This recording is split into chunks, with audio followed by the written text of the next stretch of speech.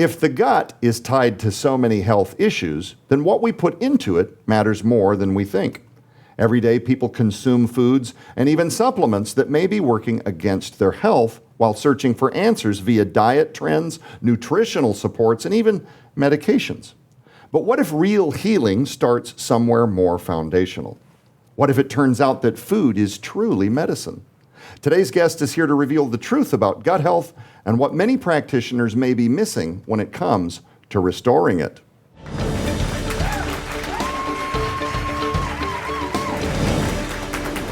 Hello, everybody, and welcome to Life TV Now, where we unpack all matters of truth, faith, and freedom. Today, we're going to be talking about fundamental ways to completely alter your life if you'll listen and adhere to what's being discussed. But before we dive in, let me introduce who's here. She's an integrative nutrition health coach with a Master of Science in Health Education. Please welcome our Executive Director, Jamie Woodall.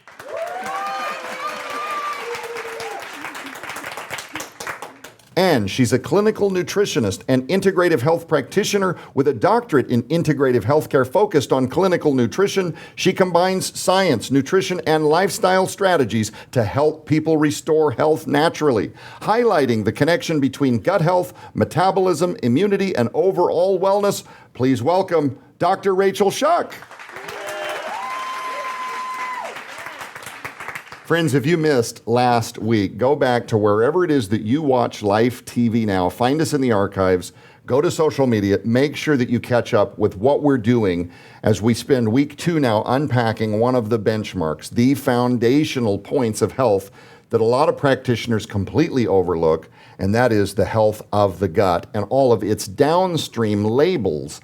Things like fibromyalgia, arthritis, autoimmunity, digestive disorders, acid reflux, GERD, thyroid dysfunction, migraines, hormonal imbalances. The list goes on and on and on. These are all things that, at the very least, Dr. Rachel Shuck can be dramatically impacted by way of the gut, for the better or the worse, depending on how you're taking care of your body. In our last conversation, we talked about how the gut impacts metabolic health. I'd like to go a little bit deeper this week. How do everyday food choices either damage or support the gut? When you're dealing with clients, what do you see walking in through the door constantly? I'm going to back up a little bit to part of that with the metabolic health. Yes. And how the food either supports us or, it either nourishes us or it depletes us. There's really kind of no in between. Mm-hmm. And with the metabolic health, I think really trying to tie this together for people so they understand a little bit more the direct influence. A lot of people are walking around with blood sugar issues. I mean, that's really common. Insulin resistance is kind of where that's all very intricately connected. If we are eating foods that nourish us, there's a bacteria in our gut that is really beneficial. We call it Pediococcus pantasaceus. But if it's in your gut, when you eat food, that particular bacteria is going to eat the glucose inside of the intestinal lumen, which means it's not going to hit your bloodstream. Mm-hmm. So the more we're eating foods that nourish us, that work with our body, the better our body metabolically is supported, if that makes sense. And so now kind of moving from that question, a lot of what I see people coming into my office is they're eating the ultra-processed refined carbohydrates. And if someone's not sure what that looks like, your biscuits, your pancakes, your cake, your donuts, a lot of the breads, anything that's kind of that enriched wheat flour thing, you're eating a product that's been heavily stripped of how it was designed to be eaten. Mm-hmm. We've removed the fiber, we've removed the pieces that help work in the digestive tract. And now, one of our biggest detoxification pathways, which is through the gut, now we've fed it things that can actually block detoxification. Mm-hmm. So you may be doing a really great liver cleanse, but if you're not having a bowel movement every day, then all you're doing is pushing that into the intestines and is recirculating into the bloodstream. Exactly. Mm-hmm. And so what I say to my clients is you have to start with the end in mind, your rear, my dear. Like, that's where we go. Why do I feel like Billy Copper is just going to make a T-shirt out of that? The people that are coming into my practice, what I see over and over and over again is they come in, they're frustrated. They say, but I eat healthy. Why am I not getting these results? And then when you start going through their food diary, because my clients have to keep a food diary. If they don't, I'm working in the dark. I don't know what the inputs are, right? And then I need to know what the outputs are too. That's a whole nother topic. Right. But what I see over and over is they're buying these foods that have been, I think the word now is greenwashed. You know, we've been told it's organic sugar. It's still sugar. I got you. Yeah, like gluten-free eggs. Yeah, right. It's the labeling and the marketing. It's out of control. And then also a lot of times people don't realize they're not eating right for themselves. If I have a woman come in with severe adrenal fatigue, she's probably not the person who should be cutting carbs, right? That's not her problem. If you come into me and see me and you have severe insulin resistance, then we are going to work on carbohydrate intake. Everyone is a little different. There's so much bio-individuality with that. And then a lot of the people are eating, it's hard not to. So there's no judgment, and I'm guilty of eating this food too, but we're eating food that has been sprayed with essentially antibiotics. I mean, if you think about what glyphosate is, at its core, it's an antibiotic. So we know that's all over our wheat products. I'm like, do people have a wheat allergy or do they have a glyphosate problem? And I don't know, right? It's probably a combination of the two. One other pesticide doesn't get mentioned a lot, glufosinate. Same, at the end of the day, sprayed on a lot of crops, it's an antibiotic. We are disrupting our guts with our food, with our medication, with our water, all the different things. So this is kind of what I see when my clients come in, and I'm also super realistic. We're never going to get it perfect, but our bodies are so smart. If we can get it right just enough, the healing can happen. Yeah. You see so many fads. Also eat keto, eat paleo, eat this, eat that. There's a Hebrew diet now. My question is, because I know this is very important to you, food variety. People walking into clinic, well, I've tried everything. In fact, I'm really limiting my food. I only eat these 7 things. That could be detrimental too, right?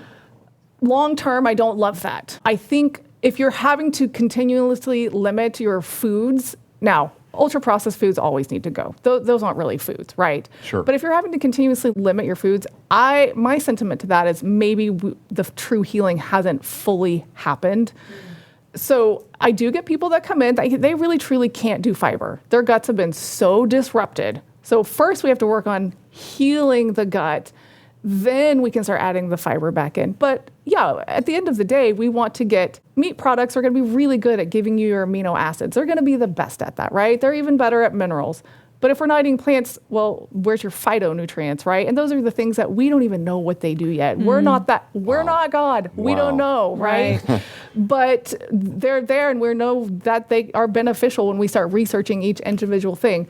So the point is to get to a healing place of where you don't need to follow a fad or a trend or a restricted diet. Look, I know that we're talking really quick and we're kind of jumping from gut health. And last week we talked about liver health and how, not having a gallbladder is maybe more important than what you've been told it is, and enzymes and, the way that your body needs hydrochloric acid to be able to break down food. So PPIs maybe devastate the process of absorption. Go back last week because we really did talk about a lot of things that we're probably not going to re-litigate today.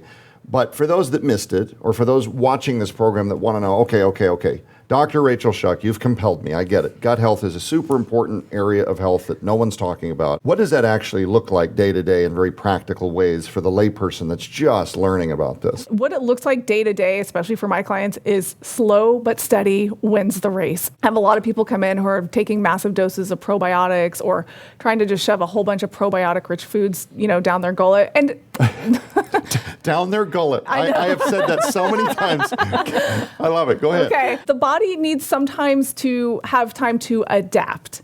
And a lot of what I do with people is if we need to replenish the gut microbiome because they've taken antibiotics, they've been, exposed to other, glyphosate, all of those things, we're going to do, sometimes we start with a teaspoon a day of some sauerkraut juice. Like, we're not going to go crazy. And one of the biggest things I have found for healing the gut lining, because a lot of people, as we mentioned in the previous episode, have that intestinal permeability, so that leaky gut. I'm a huge fan of using meat stock. In fact, I have a YouTube video that shows you how to make it in like 7 minutes. Once you do it, it's so simple, it's so easy, and it's so nourishing. So that's another way that I help people kind of take it day by day. We're not doing anything crazy, and I'm not giving you a protocol that has 25 steps. Sure. You're going to sit down with me one-on-one, and we're going to say, okay, what can you do right now, and how consistent can we be with that? Come back and see me next time, and we'll add the next step. For people unfamiliar, when you say meat stock, remember, we're talking to a general audience. Maybe not everybody follows like holistic health leanings or teachings. What do you mean by meat stock? And if they wanted to get started, obviously you have a website where you can kind of explain that in more detail. Yeah, okay, yeah. Check out my YouTube. There is a meat stock video on how to make it. But one thing I do run into is a lot of times my clients will say, oh yeah, I make bone broth all the time. No. They're not the same. Bone broth is different than meat stock. So meat stock is going to be very like gelatinous, and we don't cook it nearly as long. It's a 3 to 4 hour cook in a Dutch oven. It's not, bone broth is 18 plus hours. The thing I like about the meat stock is it's a lot, I would call it gentler. And for people with histamine issues, it's also lower in histamine. Some people with histamine still can't even do meat stock, so it kind of depends on where they are in that journey. But when I'm talking about cooking and making meat stock, I'm talking about you're throwing a whole chicken, you're throwing in some chicken feet, and then you open that thing up, you're like, oh.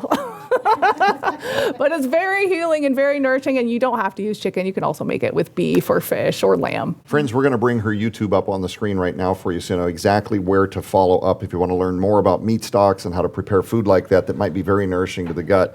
Beyond food, though, Rachel, people that think this is all just about swallowing down their gullet, probiotics, fermented foods, other things, maybe lifestyle plays a role, right?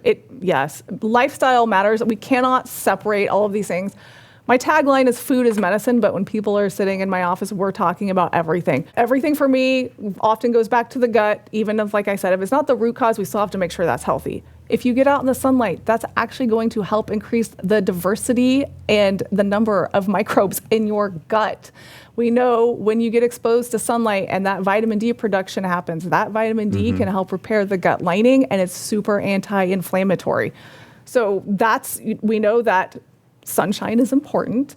We also know movement can improve the gut microbiome. Exercise is important. I say, listen, get the best of both worlds and go outside and exercise if you can. If you're ready and willing, because also some people are so bad off, they're not ready yet. But everyone can go sit in the sun for 5 minutes. A lot of people spend a lot of money on supplements, which have to go through the digestive tract. If we don't have a healed, healthy digestive tract, it's not going to get into the blood.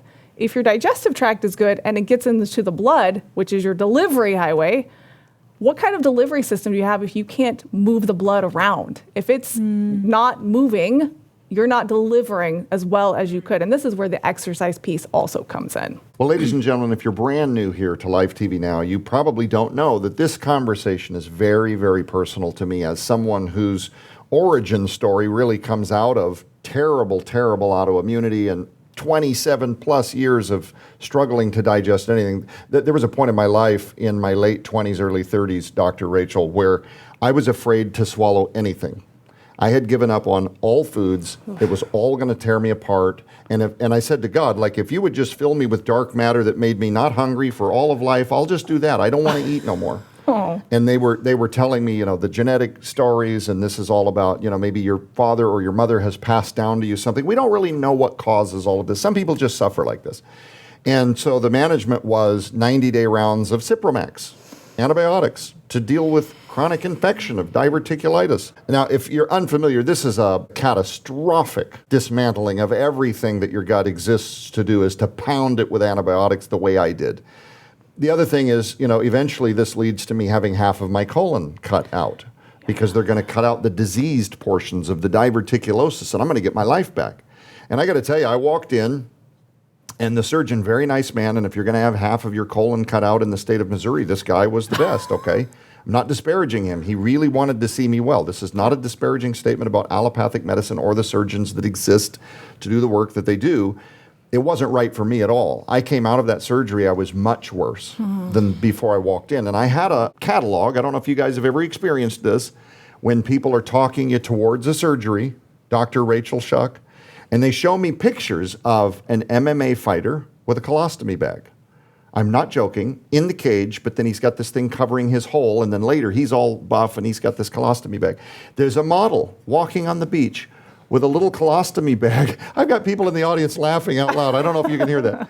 And she's got a little heart-shaped, almost looks like a cute little tattoo on her colostomy bag. Oh. And basically what they're doing is they're trying to show me that even in a worst-case scenario, if I lose all of my colon for all of life, or if I have to live on a colostomy bag, I can still have a great life.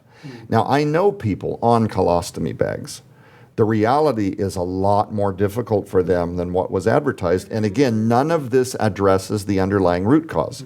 So listen, when I tell you this is very personal to me and that gut health is a paramount, what is the word?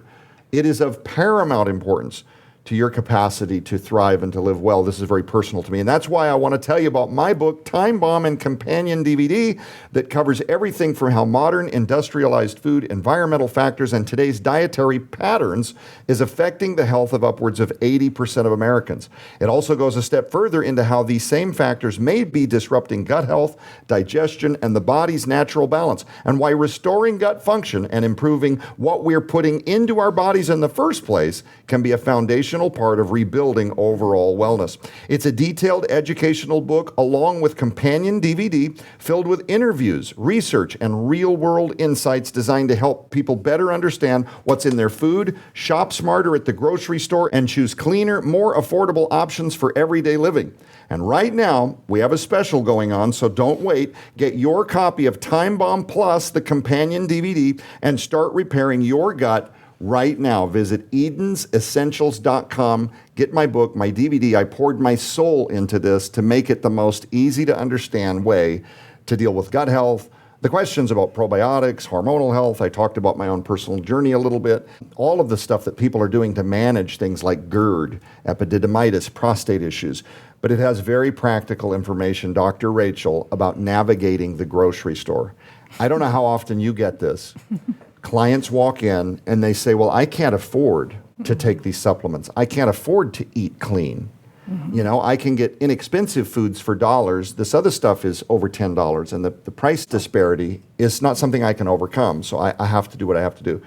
And first, very generically, what you really can't afford to do is end up in a health cataclysm. If you don't invest in your health, if you don't make it a priority, you will pay for it later, one way or another. And without health, I mean, there is no wealth without health. Dr. Rachel, I'm really encouraged because so many times I have heard from clinical nutritionists and they'll say things like, you don't need to supplement. Food will give you all that you need. You can do your healing with food alone. But I don't think they're taking into account the state of the typical American's gut health. I don't think they're taking into account the depletion of our topsoil and how our foods nowadays are full of much less nutrients than they were 50 or 100 years ago. And so I'm really encouraged to hear you say things like sometimes you have to supplement to get that little bit of extra help. 100%. And I do always try to take a food first approach. That's always the first step. But just like you said, our soil being depleted, I don't know anybody who's getting the right amount of magnesium. It's really hard to live in the U.S. and get that quality or quantity that we need. So sometimes supplements are necessary, and it's just an unfortunate part of that. I think, you know, what I wrote in my book is that the unglamorous truth lies somewhere in the middle. You get the doctors who are like, oh, it's just expensive urine. And then you get the, you know, other like natural practitioners who say, take 25 different supplements all at once. And the reality is most people probably need something that's going to just balance them out. Sure. And that's going to be very individual. Yeah. So you're writing a book? Yeah, it's not out yet, but if someone wants to find it when it's ready, and I'm hoping by the end of the year, come to my website, subscribe to my email list. In the meantime, you'll get lots of interesting information. And when the book's ready, I'll shoot out a message. I want to tell you, too, that we had a chance to get an exclusive reader-only copy in digital form. I had staff go through that book. And now they are telling me, Joe, this is the greatest book ever.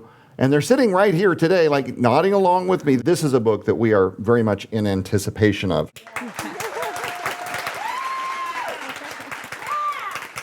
I want to also ask, Rachel, if somebody's watching this program and they really love what you're saying, and but they've got more questions, because obviously these shows cannot be tailored to the bio-individual viewer. Sometimes people will learn something profound, and it'll be the one little nugget that we just drive by, and it's the one thing they grasp onto, and they go research, and it's paradigm shifting. We pray for that. But a lot of times, you know, people do need kind of professional intervention. They need coaching. They're in over their heads. There's a lot of reading. They themselves don't have a background in academia. They don't know how to read scientific journals and make that translate to themselves. If somebody wanted to reach out to you you do remote. I do a lot of client, telehealth. doctor. Yes. Yeah, okay. How would somebody follow up with you? I'm really easy to find.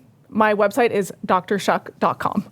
Okay, we'll put that up on the And, screen so yeah. you know exactly where to go. Phone numbers on there, email contacts on there, all of that's on there. And, I also want to say when you said that about, people don't maybe know how to read the scientific journals. I get a lot of clients who probably actually do know how to read those. They don't have the time. I'm going to hire an attorney if I need legal work done because could I go eventually figure it out myself? Yeah, I could fumble my way through it, but That's a my good point. goodness, that would be nuts when I could just Yeah.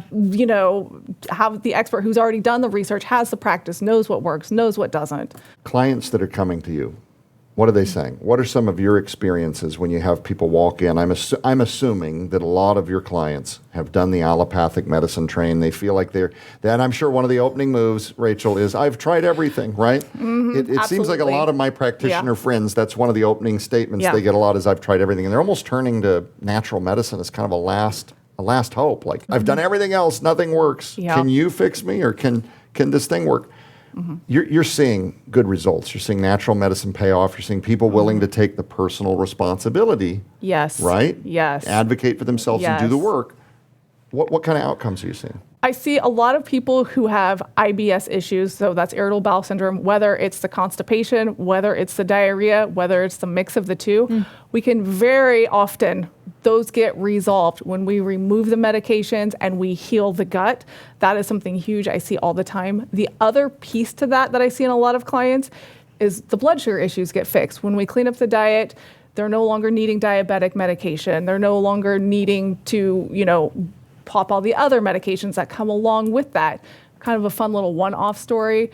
I have a client who's so proud of his toenail fungus going away. And this was just a side effect. But when you have high blood sugar, fungal infections, that's where they live, they thrive. So he's sending me pictures. He's like, look at this growth. This is the new clear piece. And look how good my metabolism now. You can see, and I think I'm going to make a video on that. But I do know what you mean, though. People have Yeah. sent me pictures. Yeah. And ones that I didn't solicit for, and it's what's still in the porcelain throne after they've had a moment. And yeah. what do you make of this, man? What do I got to do? Okay. And I would love to tell you I'm unbothered by it, but we have some great doctors. Dr. Ann Hines, she's a great doctor. She's a naturopath. She has said the same thing. If you're in practicing natural medicine of any kind whatsoever, you're going to get pictures. Yeah. It's just a side effect. People want you to see their progress or the problem they had. I did have one client who drank beets and had a huge freak out because Of course. you don't, unless you've done it, you don't know that that's going to look like a bloody stool. That was a picture I Sure. didn't want, but yeah. A moment ago, you mentioned medications and getting them off of medications, and you'll have people watching this show say immediately, well, there are certain medications I just can't live without, and I'm done with this. My doctor has made it very clear. I will literally cease to exist if I don't have these medications. And I'm not asking you to blanket shotgun blast a television audience irresponsibly with some generic advice like, yes, get off all of your medications. But a lot of medications damage our ability to receive nourishment, which just make our problems worse, but we are told we cannot live without them. yeah. You think that some of these medications may be contributing to people's issues, right? I absolutely do. And I think one of the best things people can do for themselves is become informed. Take out the product monograph and read what it says this medication is doing to you. Because a lot of people think this is healing them. Symptom suppression is not healing. And the other Right. thing that happens, I will get people come into my office who have researched oxalates, lectins, phytates. They're afraid I'm going to ask them to eat foods that contain these naturally occurring chemicals. But they will pop a pharmaceutical pill for 20 plus years Yeah. because they trust, and I understand Exactly. because That's the trust has been true. built because Yeah. they trust their doctor and they think it can't hurt them. And everything that goes into our body is going to impact us. Sure. Whether, For it's good or either, bad. that's exactly right. Yeah. No, you're right. A lot of people, and I see this, can I deal with the church for just a minute? Is that okay? But the church is the self-proclaimed body of Christ. A lot of them meet inside of four walls painted white with a cross on the front of the building. And people that are leading these churches, folks, they have no knowledge whatsoever of metabolic health or gut health, nothing, right? They're on 2 to 3 medications. Maybe they're pre-diabetic or type 2 diabetic, or they've got all kinds. They're taking, pills for weight loss or injections for weight loss. And yet they will go talk about the temple of the Holy Spirit, right? Yeah. And I'm not mocking. This is the point I'm making. There is a knowledge disparity here that has been a part of our culture for so many decades that people take for granted completely what health actually looks like, because they think it's eating 3 meals a day from the 4 food groups and taking your medications when you get to that age where the doctor says these are normal things and now we're going to manage disease and decline. And they will drive straight to a buffet after church and drink diet sodas and pastries on the side and all the various carbs that they want and all the way to capacity. When they can't go like this and push any more food past their thyroid, they're full. And that's their relationship to health. Yeah. Do you see that? Yeah. I think they don't know any better. They don't. There's no judgment there. And I actually want to kind of go back to that because I get a lot of comments with, I mentioned like the oxalates and the phytates and the lectins. And I get a lot of people who get very worked up about that, especially on social media. And there's so much, again, not knowing. Our guts naturally are designed to contain a bacteria called Oxalobacter formigenes. It's there to break down oxalates in our food. But when we've wiped out our gut, now we can't eat foods that we were designed to eat. That's Wow. right. Do you think that's why so many people end up with food sensitivities? Oh, I absolutely think that's a Then huge they eliminate part of it. Yeah. like 2 or 3 things, but then they can't eat. And then a year later, they can't eat this thing, And then they eliminate that. And then 6 months out, now I'm too sensitive, I can't eat that. And pretty soon, like they've got this little itty bitty list of things. It's their last bastion of anything. And to me, that's not healing. The goal is sometimes we do have to take it down, but then the goal Do a halftime. Yeah, and then the goal is to grow it back out so that you are able to eat a variety of foods and enjoy. We're meant to enjoy food. Food is definitely a cultural community. Food is not bad. Food is great. We just got to eat real food. Food is the right food is medicine. Yeah. I think that's why my gut was so messed up because of all the years of yo-yo dieting. We're going to do 9 months of no carbs. And now all of a sudden we're just going to eat plant foods and nothing else. And I was so all over the place. And of course, in the beginning, low fat and we're counting calories. And so I can see how this is happening along with pesticides and antibiotics. And it's just accumulatively affecting our guts today. Yeah, absolutely. Rachel, it's been such a great time having you here at Live TV Now. Don't you guys love Dr. Rachel Shuck? With about 30 seconds left, is there anything you want to leave our viewers with before we adjourn? I want people to know food truly is medicine, but you are not what you eat. You are what you absorb. That's great. Couldn't have said it better myself. We will have to have you back. We will have to have you back at some point. Ladies and gentlemen, unfortunately, we're all out of time. For everybody here in studio, Dr. Rachel Shuck, Jamie Woodall, thank you so much for being right here at Life TV Now again this week. Keep your eyes on the prize, which is Jesus Christ. We'll be back.